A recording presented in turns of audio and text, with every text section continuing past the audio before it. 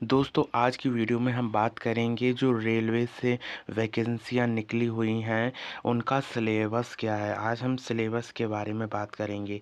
तो आज की वीडियो में हम पूरा सिलेबस बात करेंगे। देखिए इस पीडीएफ में पूरा सिलेबस दिया गया है, तो उसके विषय में बात करेंगे कि आपके रेलवे भर्ती में कौन कौन सा सिलेबस आएगा।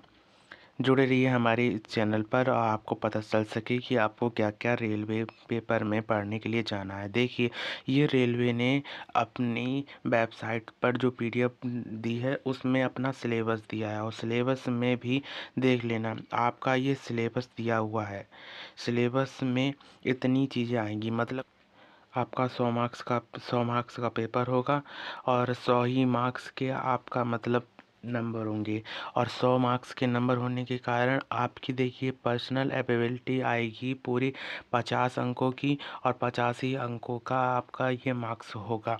इसके बाद जनरल अवेयरनेस आएगी 15 नंबर की, और 15 ही नंबर इसके मार्क्स होंगे। जनरल इंटेलिजेंस या रीजनिंग आपकी 15 नंबर की आएगी, और 15 ही नंबर इसके मार्क्स होंगे। मैथमेटिक्स 10 नंबर की आएगी, और 10 नंबर इसके मार्क्स होंगे। जनरल साइंस भी 10 नंबर की आएगी, और 10 ही इसके मार्क्स होंगे।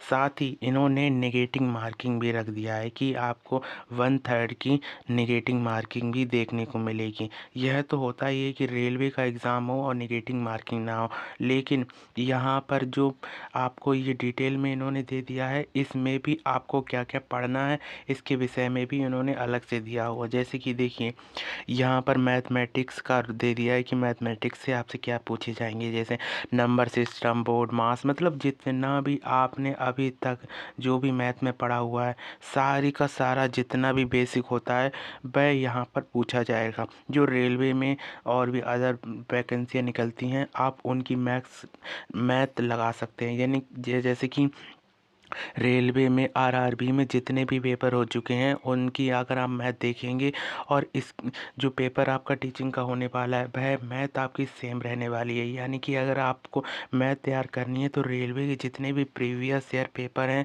मैथ के वो सारे सॉल्व कर लीजिए, आपका मैथ 100 to 100% हो जाएगा। मतलब कि आपका जो 10 नंबर का मार्क्स है 10 में से 10 मार्क्स पूरे आ जाएंगे, क्योंकि अगर आप अच्छा स्कोर करेंगे और प्रीवियस ईयर आरआरबी की वेबसाइट या आरआरबी से जहाँ से भी आपको मिल सके मैथ पढ़ेंगे तो वह सारा आपका कवर हो जाएगा। इसके बाद जनरल इंटेलिजेंस या रीजनिंग।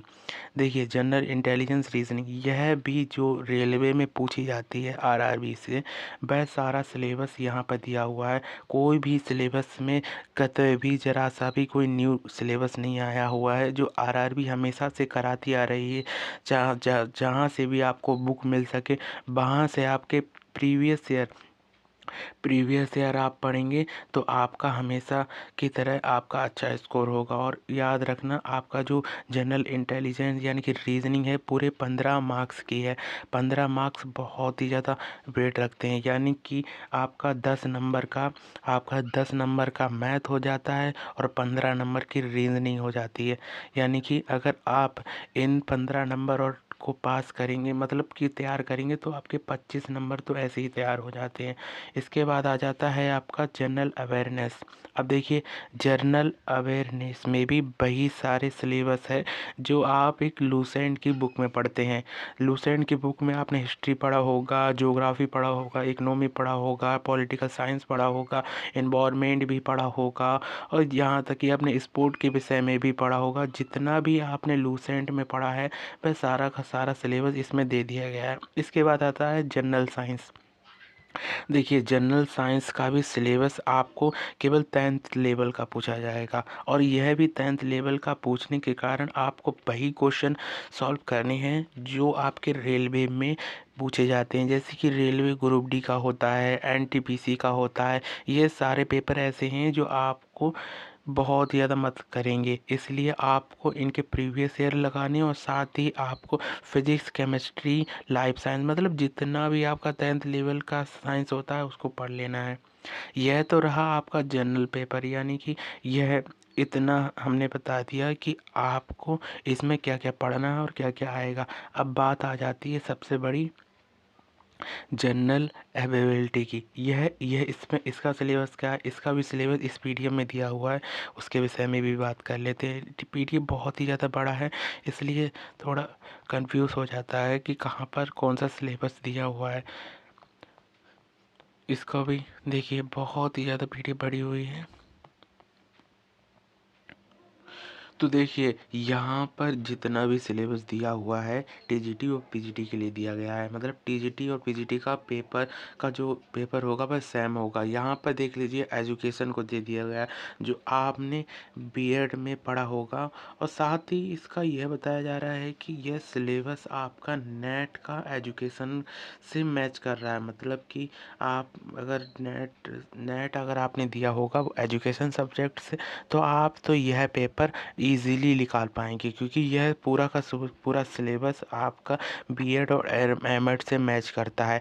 देख लीजिए यहाँ पर कुछ पार्ट तो आपके बीएड से मैच कर रहे हैं और कुछ पार्ट आपके एमएड से मैच कर रहे हैं। मतलब कि अगर आपने नेट का एजुकेशन का पेपर दिया होगा तो यहाँ पर आपको बहुत ही ज़्यादा बेनिफिट मिलने वाला है, क्योंकि यहाँ पर जो सिलेबस दिया हुआ है वह उसी से मैच कर रहा है। साथ ही आपको देख लेना है कि कितने कितने मार्क्स का ये पेपर होने वाला है। जैसे एजुकेशन से आपका 22 से 28 क्वेश्चन पूछे जाएंगे, और जो साइकोलॉजी से आपके 13 से 18 क्वेश्चन भी पूछे जा सकते हैं, मिनिमम यहाँ पर बताया गया है, क्योंकि आपका पेपर पूरा 50 अंकों का होगा। और देख लीजिए कैरिकुलम से कितना क्वेश्चन पूछा जाएगा, ये सारी डिटेल यहाँ पर दे दी गई है। साथ ही अब हम पीआरटी की बात कर लेते हैं कि पीआरटी में यह जितना भी लिस्ट है, ये अदर जितनी भी वैकेंसियाँ इसकी संग निकली हुई हैं उसका है।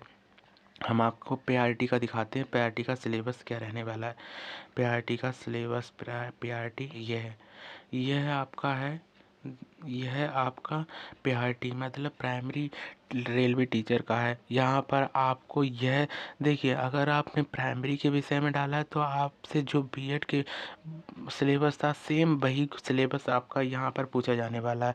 यहाँ पर देख लीजिए अंडरस्टैंडिंग टीचिंग लर्निंग, ये सारा सिलेबस आपका बीएड में लिया गया है कि आपको कहीं पर भी कुछ पढ़ने की ज़रूरत नहीं। केवल बीएड की किताबें अच्छे तरीके से पढ़ लेंगे तो आपके पूरे 50 अंक, आपके 50 में से करीबन आपके 45 अंक तो आपको ईजिली मिल जाएंगे, क्योंकि आपका जो सिलेबस है वह पूरा का पूरा बीएड से दिया हुआ है। आपको कहीं भटकने की ज़रूरत नहीं है।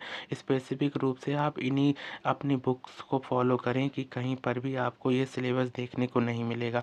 आपको यह पता चल गया कि कौन सी वैकेंसी के लिए क्या क्या सिलेबस है। आई होप आप लोगों को ये सिलेबस के विषय में पता चल गया। अगर आप लोगों का कोई और भी डाउट हो तो प्लीज़ कमेंट्स बॉक्स में ज़रूर बताएं। Thank you for watching this.